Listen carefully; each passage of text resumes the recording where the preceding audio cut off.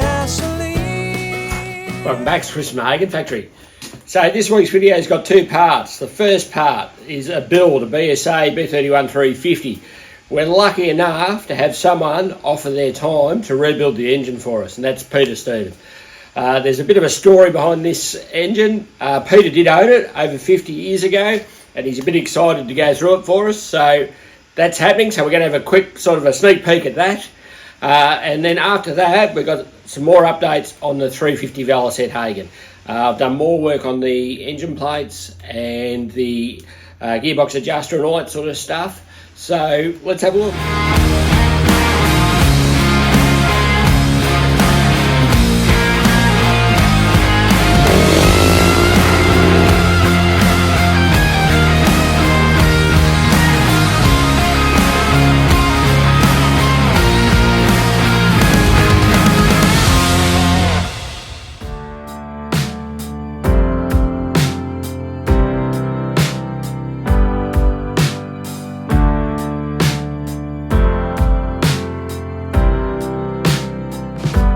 Traveling west on an eastern heartache, lost touch with the reason.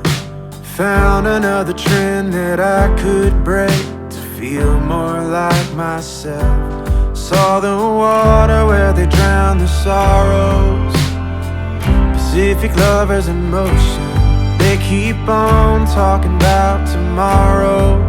Tomorrow never comes. California dreaming may just be a feeling when everything is out of reach. All the pretty people are looking pretty equal now.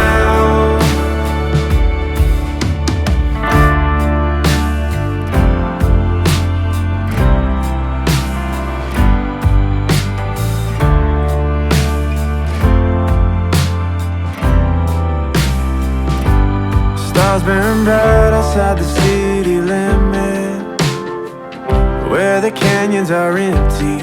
Lonely nights lit by lonely companions, in a sweetness and release. I thought I saw you hiding in the shadows. So as you can see, Peter's pulled the engine down. I won't get too far into it, because what we'll do is we'll get the old boy, the old man, Alan, and we'll get Peter together. Peter can tell us his side of the story about the engine, and then we'll get them together and they can explain what's wrong with it and what they're going to do to fix it. So yeah, let's keep watching.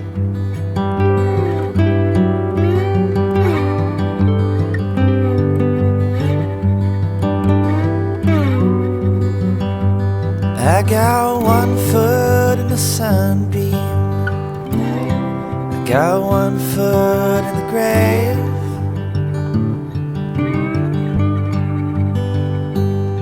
I got 1 foot in a sunbeam, 1 foot in the grave.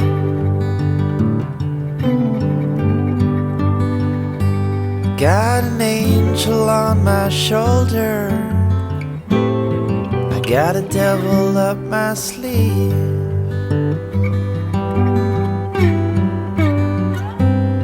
I got blue skies out my window,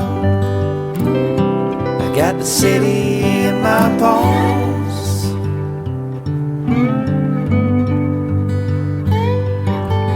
Blue skies out my window, city in my bones.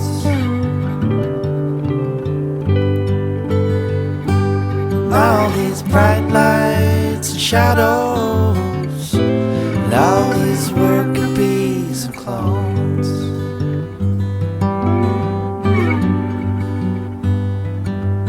Ooh,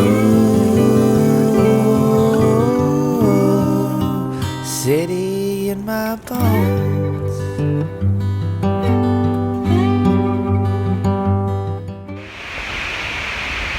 Got the barrel soaking in some white vinegar. I'll leave it in that for a couple of days and just see how the bore comes up.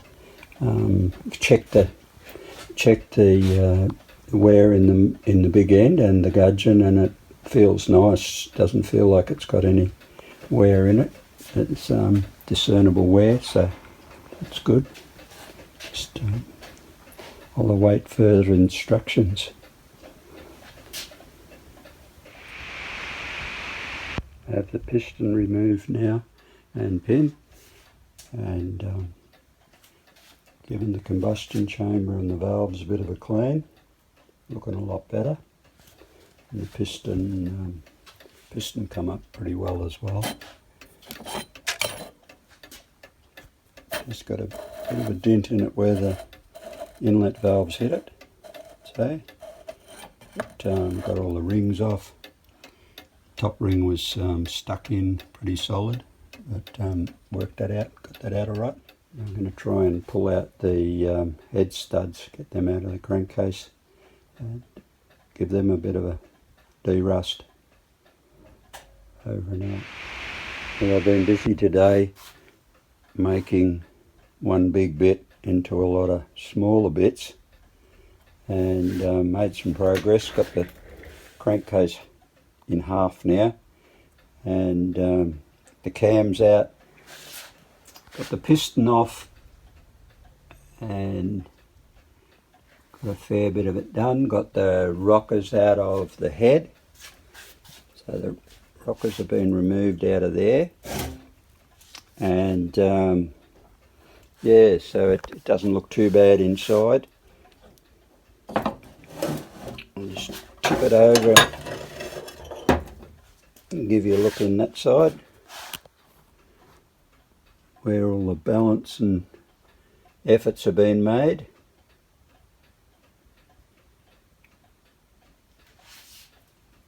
Quite nice. And here's the talking to Al about the cams.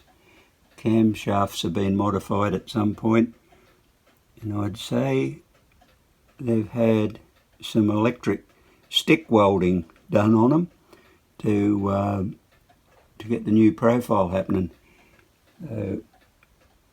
Tomorrow we hope to pull the valves out and get that crankshaft out of the other half of the crankcase.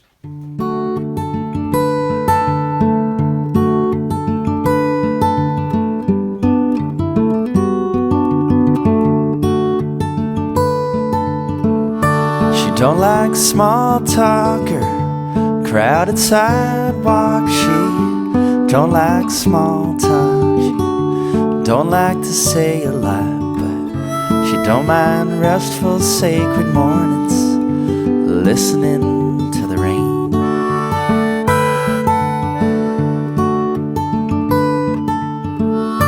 She don't like big crowds or dreary storm clouds. She don't like big crowds. She's just a country mouse, but she don't mind listening to my shaky voice chiming out melodies.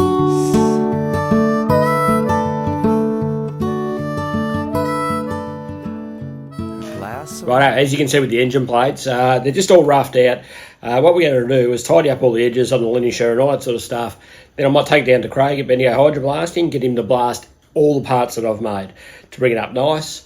As you can see with the adjuster, it's got a main bolt through the plates and a rose joint, and it pivots backwards and forwards like that.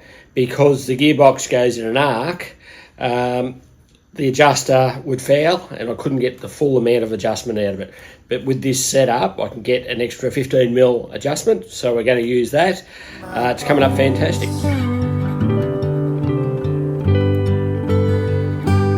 All these bright lights and shadows, and all these worker bees and clones.